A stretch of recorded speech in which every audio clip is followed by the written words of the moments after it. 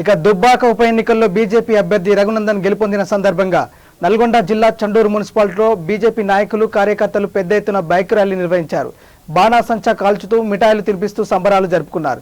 ఈ కార్యక్రమంలో జిల్లా ఉపాధ్యక్షులు కోమటి వీరేశం, మున్సిపల్ కౌన్సిలర్ గుంటి వెంకటేశం, అన్నపర్తి యాదగిరి, కొత్తపాటి సతీష్, రాపోల్ జగదీష్, తడకమల్ల శ్రీధర్, అంజిబాబు, చిలుకూరి అశోక్ పలువురు కార్యకర్తలు పాల్గొన్నారు.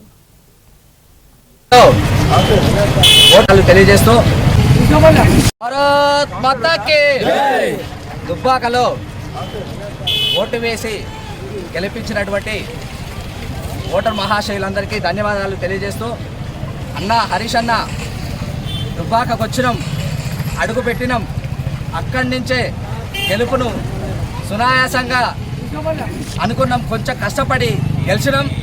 నెక్స్ట్ ఎమ్మెల్సీ ఎన్నికలు, హైదరాబాద్ గ్రేటర్ ఎన్నికలు, నెక్స్ట్ తెలంగాణలో అధికారంలోకి వచ్చేటటువంటి పార్టీ ఏదైనా ఉంది అంటే భారతీయ జనతా పార్టీ మాత్రమే ఉంది.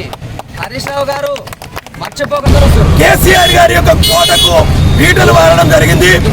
ఈ యొక్క తెలంగాణ రాష్ట్రంలో నిజాం నిరంకుశ పాలనకి నేటితో అంతమైనట్లుగా ప్రజలు స్పష్టంగా తీర్పునివ్వడం జరిగింది.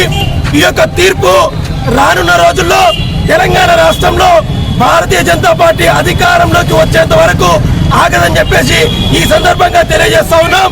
ఈ యొక్క భారతీయ జనతా పార్టీకి ఓట్లు వేసి గెలిపించినటువంటి ప్రతి ఒక్కరికి కూడా పేరు పేరున హృదయపూర్వక ధన్యవాదాలు తెలియజేస్తా ఉన్నాం.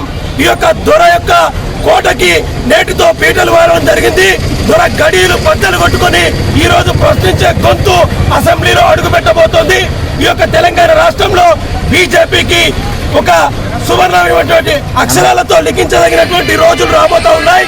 ఈ యొక్క తెలంగాణలో రానున్నది బీజేపీ అధికారంలోకి వస్తుందని చెప్పేసి మేము తెలియజేస్తా ఉన్నాం. భారత్ మాతా కీ జై, భారత్ మాతా కీ జై.